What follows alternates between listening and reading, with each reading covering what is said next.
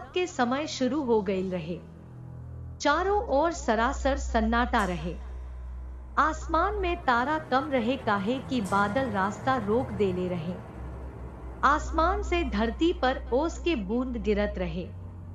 चारों ओर खाली बर्फ पसरल रहे। दूर से ऐसन लागत रहे जैसे बादल के देवता खुदे जमीन पर उतरल होखस। कुकुरन के भी भौंकना छोड़ के एगो कोना में कुहुक गए। हवा के ठंडा झोंका से उनकर देह सिहरत रहे। बहुत दयनीय स्थिति रहे। उन्हें हीरो भी अपना घर में बैठ के परिवार के संगी हीटर के गर्मी लेत रहे। हालांकि उनका देह पर महंगा ऊन से बनल स्वेटर रहे। बाकिर उ कड़ुआ जाड़ा हमहू अपना के छोट महसूस करत रहनी और ठंडा मौसम में हीटर के गर्मी बहुत सुखद लागत रहे। रात के 10 बजे हो गई रहे। नायक के आंख भारी होखत रहे, लेकिन नायक ओ हीटर के गर्मी छोड़े के ना चाहत रहले। बाकिर नायक के 4-5 बेर आँखी मिचौली कैला का बाद एगो आवाज आ गई, बेटा बहुत देर हो गई बा, जाके अपना कमरा में सुत जाई। उनकर माई स्वर्ण देवी के आवाज रहे। माई कह के नायक जी सीढ़ी चढ़ के अपना कमरा के ओर जाए लगले। जैसे ही वो अपना कमरा के दरवाजा खोल ले, पल भर में नींद आ गई ले। उनकर आंख बस कमरा के भीतर टकटकी लगा के देखत रहे। कमरा के भीतर एगो सुंदर लड़की बहुत मादक अंदाज में बिछौना पर बैठल रहे। उनकर सुंदरता इतना आकर्षक रहे कि खुद आकाशीय अप्सरा भी शर्मिंदा हो जात रहे। उर्वशी आ रंभा भी उनकर सुंदरता के सामने फीका पड़ गए। उनकर नील आंख इतना आकर्षक आ लुभावन रहे कि केहू भी मोहित हो सकत रहे। उनकर करिया आ मोट लम्हर बाल रहे जवन बहुत मुलायम रहे। बिछौना के छुवत रहले। उनकर मखमली आ कोमल होठ इतना रसीला रहे कि केहू उनका से आपन नजर ना हटा सकत रहे। उनकर मांसल शरीर जवना पर निशान तक ना रहे। आपन जान के बलिदान दे सकत रहले। नायक खड़ा होके सुंदरी के देखत रहे। जब ओकर नजर ओकरा आंख पर पड़ल तो उ ओकरा में डूब गई। उ लड़की जिस टॉप पहन ले पहले हीरो के ओर देखत रहे। फिर उ मुस्कुरा के बिछौना से उठ के जाके हीरो के लगे खड़ा हो गई ले। नायक जैसे ही आंख के गहराई से बाहर निकलन, बाकिर फिर जब ओकर देह देखले तो ओकरा पर मोहित हो गईलन। लागत रहे कि सृष्टिकर्ता और सुंदरता के देह हजारों साल के मेहनत से रचले बाड़े। नायक ओकरा के छुवे खातिर हाथ बढ़ा दिहलसी, बाकिर ओकर हाथ अचानक रुक गई। नायक सोचे लगलन कि ई मोम के मूर्ति जैसन इतना नाजुक आ कोमल बा, हमरा स्पर्श से ना पिघल जा। नायक सोचत रहे कि सुंदरी नायक के हाथ छू ले ले। जब नायक के ओ सुंदरता के स्पर्श मिलल त नायक के देह में बिजली के धारा चल गई। जवना के बाद हीरो आपन हाथ अपना हाथ में ले लेहलस। नायक के मुंह से कुछ शब्द बिना कवनो कारण के निकल गई।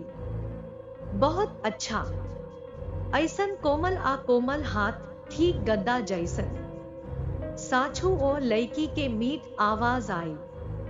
ऐसन लागल कि यह आवाज से हीरो के होश में आ गई। वो हफ के बोले, राउर परिचय? आ तो यहाँ हमरा कमरा में कैसे आयल बाड़ू? नायक परेशान हो गई ले। वो जल्दी से द्वार के ओर बढ़ले अवूरी देखे लगले, कहीं माई बाप बाड़े का? फिर जल्दी से ओह लड़की के लगे आके कहलस, बताव तू के हऊ? आ यहाँ कैसे पहुँचल बाड़ू? मम्मी पापा के पता चली त हमरा के मार दी है। हीरो के ऐसन परेशान देख के उस सुंदर लड़की हीरो के मुंह अंगूरी से बंद कर देहलस। आ मुस्कुरा के कहलस, हम तक खाली तोहार हई, हमार राजा। भुला गईल बाड़ू की तू हमरा के ओहिजा से ले आइल बाड़ू, अब से हम तोहार बानी। जवाब सुन के हीरो स्तब्ध रह गईले। हम कब ले ऐनी तोहरा के आका बात करत बाड़ू, हमरा कुछो समझ में नइखे आवत। तू सब समझ जाइब, लईकी मुस्कुरा के कहलस, फेर कपड़ा उतारे लागल। देख केकरा के नायक कहलस, कपड़ा काहे उतारत बाड़ू। लईकी नशा में धुत आंख से हीरो के ओर देखत कहलस, रौरा लगे कुछ देखावे के बा, का देखावल जा। नायक व्यथित होके बोलल,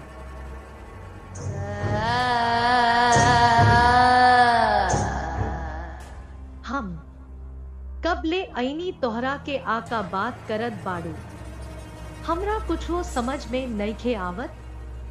तू सब समझ जाइब, लईकी मुस्कुरा के कहलस, फेर कपड़ा उतारे लागल। देख केकरा के नायक कहलस, कपड़ा काहे उतारत बाड़ू। लईकी नशा में धुत आंख से हीरो के ओर देखत कहलस, रौरा लगे कुछ देखावे के बा, का देखावल जा। नायक व्यथित होके बोलल, उ लईकी अपना देह में बचल आखिरी कपड़ा उतार के नायक के चेहरा पर फेंक दिहलसी। आकामुक नजर से नायक के देखत कहली, हमरा के जन्नत देखावे के बा। ओ लईकी के देह के हीरो नियर देख के मोहित हो गइल बानी। ओकरा ओ लईकी के अलावा कुछो ना लौकत रहे। उहे लईकी नायक के ओर बढ़ल, ओकरा चेहरा पर वासना आवासना दोनों लौकत रहे। लईकी नायक के बिछौना के लगे लेके आपन सब कपड़ा उतार के संगे संगे ओकरा के बिछौना पर गिरा के आपन घुमावदार अवुरी आकर्षक देह नायक के सौंप देलस। जब एक लाश दूसरा लाश से टकरा गई तो शरीर के गर्मी औरी बढ़ गई। ओ कड़ुआ जाड़ा में भी जाड़ा उनका से दूर रहे। ओ कमरा के रोशनी बहुत देर ले जरत रहे। रात के 3 बजे के समय रहे। चारों ओर सरासर सन्नाटा रहे। इतना ठंडा रहे कि चांद तक अपना घर में लुका गई। तबे हीरो के कमरा से एगो परछाई उठल आ दरवाजा खोल के सड़क पर आ गई। आ तेज रफ्तार से आगे बढ़े लागल। इतना अन्हार रहे कि हाथ ना लौकत रहे। ऊ परछाई बगल के एगो कब्रिस्तान के ओर बढ़े लागल। पूरा सड़क में एक गो गली के बत्ती रहे, जवन अब तक ठीक रहे, लेकिन उनकर अंतिम समय भी आ गई रहे। कबो 1 से 2 सेकंड में जरत रहे त कबो बंद होखत रहे। वो परछाई जल्दी से ओ स्ट्रीट लाइट का लगे से गुजरल, बाकिर तब बत्ती बंद हो गई। जब 1 सेकंड के बाद लाइट चालू भइल त छाया गायब हो गई रहे। बाकिर कब्रिस्तान से दूर में एगो मध्यम बाकिर बहुते भयावह आवाज आवत रहे, जवन लड़की के आवाज जैसन लागत रहे। उहे आवाज रहे, काला फेरू आ जाइत सवेरे चिड़ई के चहक से नायक के नींद परेशान हो गई। वो आंख रगड़त बिछौना पर बैठ गईलन। बाकिर जैसे ही वो आंख खोलन आ अपना के देखलन त वो अचरज में पड़ गईलन। वो बिछौना पर पूरा नंगा पड़ल रहले। देह पर एको कपड़ा ना रहे, सिवाय एगो मोट रजाई के, जवन बिछौना से गिरल रहे। अपना के ओ हालत में देख के नायक याद करे के कोशिश कैलसी की काल्हू रात ओकरा साथे का भइल रहे। एही से ओकरा ओह लईकी आ सब कुछ धीरे धीरे याद आवे लागल, जवन की काल्ह रात के उनका संगे भइल रहे। उनका सब कुछ याद आ गई, जवना से उतनी डेरा गईले की उ लईकी के हाँ आ कवनो अनजान लईका से ओकर शारीरिक संबंध कैसे हो सकेला।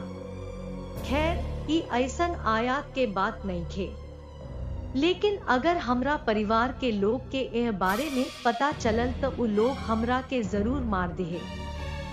अरे भगवान, ये सब कैसे भइला काहे। नायक आपन माथा पकड़ के बिछौना पर लेट गईल रहे। फिर एगो आवाज के साथे दरवाजा झूलत खुल गई। सामने साड़ी पहनले एगो बहुते सुंदर लड़की दरवाजा खोल के भीतर घुस गई। इस सब इतना जल्दी हो गई कि नायक के कुछो ना बुझाई, जवना के चलते उ आपन नंगा देह ना ढक पवले। उ लड़की अब हीरो के ठीक सामने रहे। नायक अचरज से लड़की के ओर देखत रहे, उ लड़की हीरो के ओर देखत रहे। नायक के समझ में ना आवत रहे कि का करे के बा। वहां और लड़की के मुंह से एक गो आवाज सुनाई पड़ल, साला अब का हुई, ये सब कैसे आकाहे भइल।